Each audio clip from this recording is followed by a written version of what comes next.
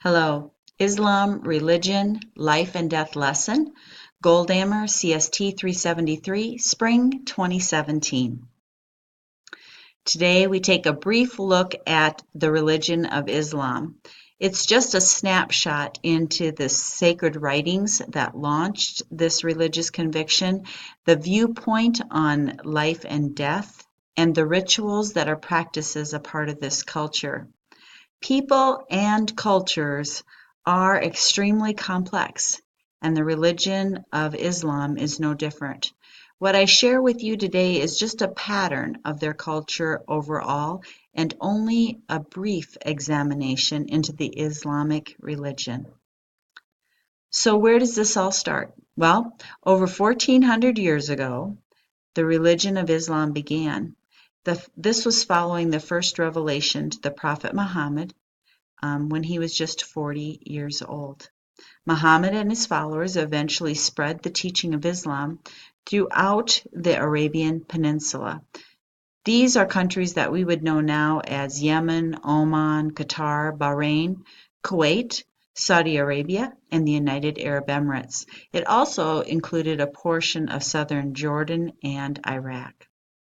You may have seen the sacred writing of this religion pronounced and spelled many different ways. Koran, Quran, Qur apostrophe an. The spelling Qur apostrophe an is actually the most correct spelling of this, but they are all transliterations of this script in Arabic, pronounced Quran.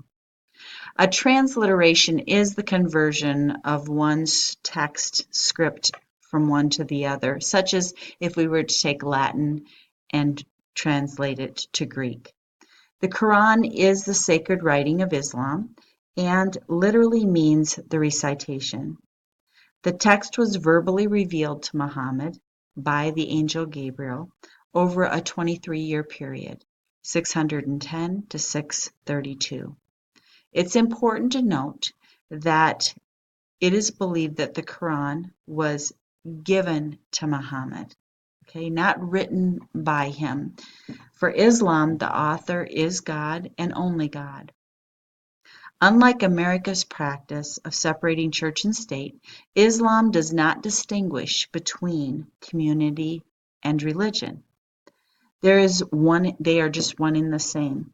A Muslim's life has traditionally been controlled by the law and shapes society religiously and politically.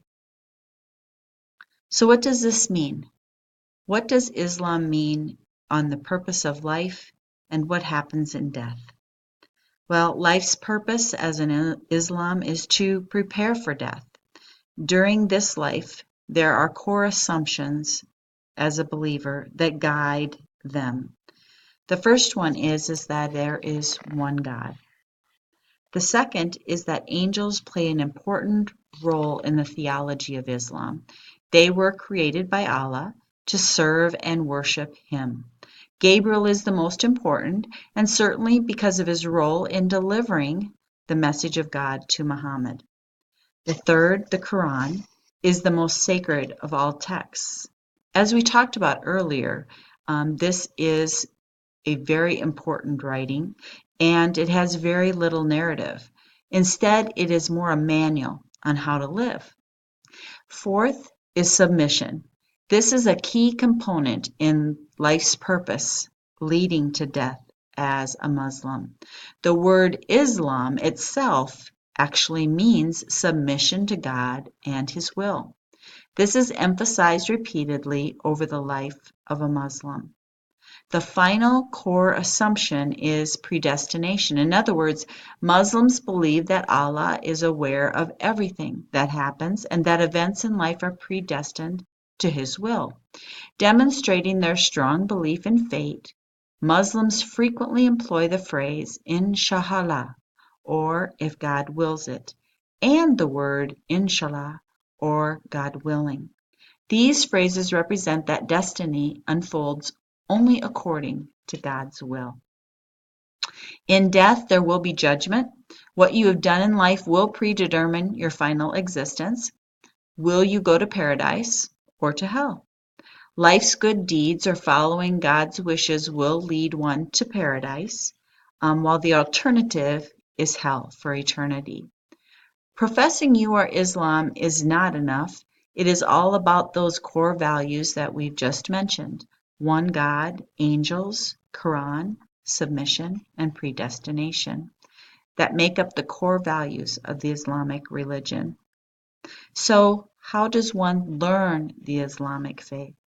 The 5 pillars of Islam inform Muslim beliefs, values, and their perceptions. The pillars show those of the Islam religion how to see both this world and the next. Their faith is translated into action through the following pillars: statement of belief, prayer, alms, fasting, and pilgrimage.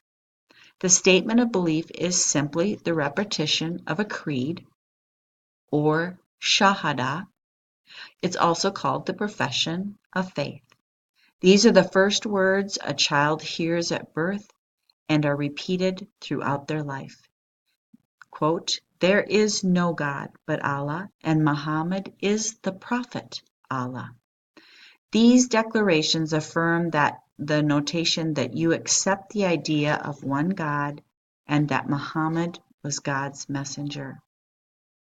The second pillar, prayer, or salat, is performed 5 times a day. It is a very structured ritual. Almsgiving and zakat is rooted in the notion that everything is a part of God's domain. What you have is only by God's will. The fourth pillar, fasting, or Psalm, is a tradition observed through the holy month of Ramadan. During this period, Muslims do not eat, drink, engage in sexual activity, or smoke.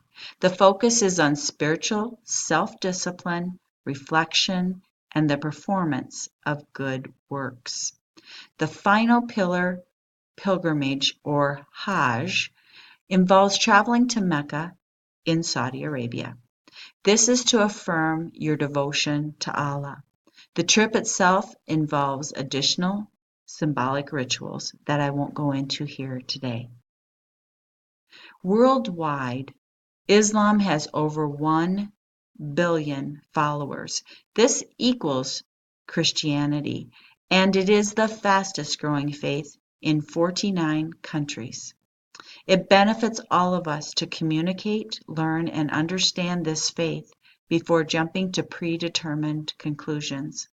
Our textbook, Communication Between Cultures, states on page 144, and I quote, "Most Europeans and North Americans have never met a Muslim, so for them, Islam begins in the imagination. More specifically, in that corner of the imagination colonized by fear. Perceptions of the Islamic faith are often colored by hysteria, generalization, and oversimplification." Unquote. In this brief time together, we've become more knowledgeable on the Islamic religion, its viewpoint on life and death, the sacred writings that guide their followers, and the rituals that are practiced. We know more, and now we can adjust any perceptions that may not have been accurate. In closing, Maya Angelou says to us, "I did then what I knew how to do. Now I know better, I do better." Thank you.